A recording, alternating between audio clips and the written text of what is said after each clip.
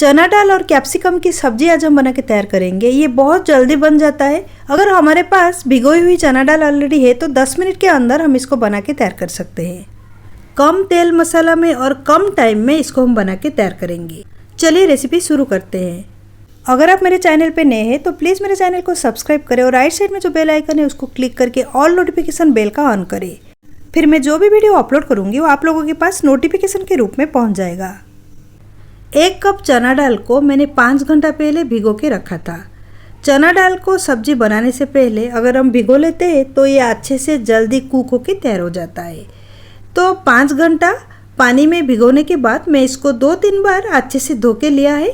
तो चना दाल अभी सब्जी बनाने के लिए तैयार है। इसके साथ और भी हम कुछ इंग्रेडिएंट्स ले लेंगे, जैसे कि 3 मीडियम साइज कैप्सिकम को मैंने कट करके रखा है। चना दाल के साथ कैप्सिकम जब मिक्स होके कुक हो जाएगा सब्जी का एक अच्छा सा फ्लेवर आएगा। 2 मीडियम साइज अनियन को मैंने छोटे टुकड़े में कट करके रखा है, इसको भी हम सब्जी में डालेंगे। उसके साथ 2 कटी हुई टमाटर ले लेंगे। ये लाल टमाटर है, इससे सब्जी का टेस्ट भी अच्छा आएगा और कलर भी अच्छा हो जाएगा। और 1 कटोरी में 1 इंच पीस अदरक को मैंने कद्दूकस करके रखा है और एक बड़ा साइज लहसुन को भी कद्दूकस करके रखा है। इसको छोड़ के हम हल्दी, तेल, पंचफोड़नी और कुछ जो ड्राई मसाला को यूज करेंगे। पहले हम एक कुकर को गरम करेंगे, उसमें ले लेंगे 2 टेबलस्पून तेल। ये रिफाइंड ऑयल है। तेल जब गरम हो जाएगा उसमें डालेंगे 1/2 टीस्पून पंचफोड़नी। पंचफोड़नी जब फूटना बंद हो जाएगा तब हम उसमें डालेंगे प्याज को। प्याज को अच्छे से हम भून लेंगे। स्लो मीडियम फ्लेम में 1.5 से 2 मिनट तक इसको भूनना है। इसका कलर जब थोड़ा सा चेंज हो जाए, ये अच्छे से कुक हो जाए, तभी और इंग्रेडिएंट्स को इसमें ऐड करेंगे। स्लो मीडियम फ्लेम में 2 मिनट के ऊपर हो चुका है प्याज को कुक करते हुए। अब इसका कलर भी चेंज हो चुका है और ये अच्छे से कुक भी हो चुका है। तो अब हम इसमें ऐड करेंगे कद्दूकस किया हुआ अदरक और लहसुन को। अदरक और लहसुन डालने के बाद फ्लेम को स्लो करके फिर से हम 1-2 मिनट तक भून लेंगे, ताकि अदरक लहसुन जो है अच्छे से प्याज के साथ मिक्स होके कुक हो जाए। अदरक और लहसुन अभी अच्छे से कुक हो चुका है। तो अब हम इसमें डालेंगे सूखा मसाला को, जैसे कि 1/2 टीस्पून हल्दी मैंने ले लिया है। 1 टीस्पून ले लेंगे हम Kashmiri red chilli powder. Kashmiri red chilli powder जो है उसमें तीखा कम रहता है और सब्जी का कलर बहुत ज़्यादा अच्छा आता है। अब हम गरम मसाला ले लेंगे, वो भी 1 टीस्पून। गरम मसाला के बदले आप कोई भी मसाला यूज़ कर सकते हो, जैसे कि पाव भाजी मसाला हो या छोले मसाला हो। जो फ्लेवर आपको पसंद है आप इसमें ऐड कर सकते हो।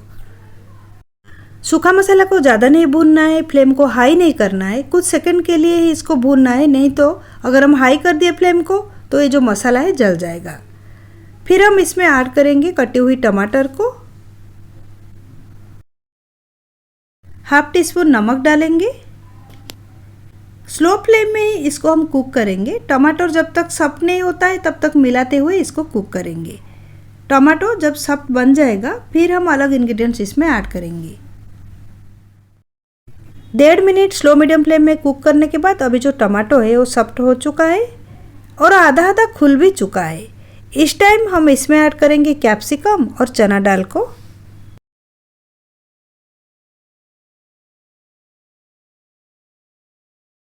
और थोड़ा सा नमक मैंने ऐड किया है। आप आपके टेस्ट के हिसाब से नमक का जो मात्रा है कम ज़्यादा कर सकते हो।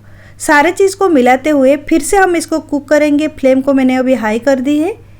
इसमें जो हम यूज़ कर रहे हैं भिगोई हुई चना दाल है, तो चना दाल में पानी का अंश रहता है।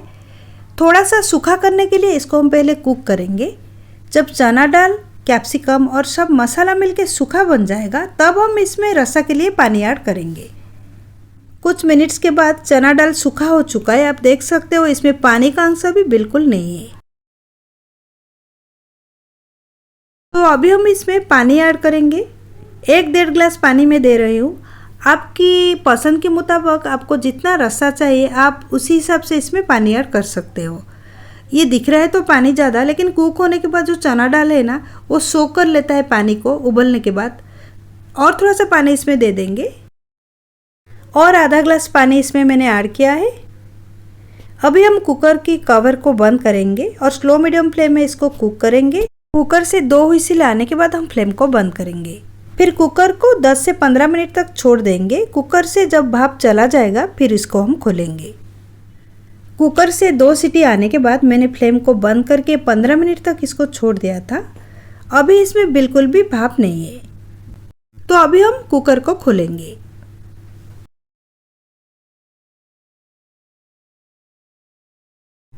कुकर में से चना दाल को चेक करेंगे। चना दाल अच्छे से कुक हो चुका है, आप देख सकते हो, और इसमें से एक बहुत अच्छा सा खुशबू आ रहा है।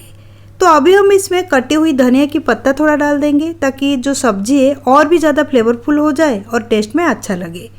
ये वाला चना दाल और कैप्सिकम की सब्ज़ी को हम रोटी, पराठा, नान और राइस, प्लेन राइस और जो फ्राइड राइस सबके साथ इसको खा सकते हैं, क्योंकि इसका टेस्ट ही उतना अच्छा है, इसलिए सारे चीज़ के साथ इसको हम खा सकते हैं।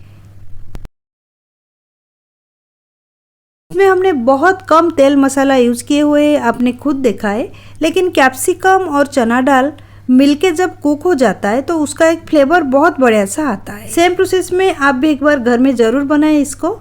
जब आप सर्व करें ऊपर और थोड़ा सा धनिया की पत्ता से गार्निश कर ले।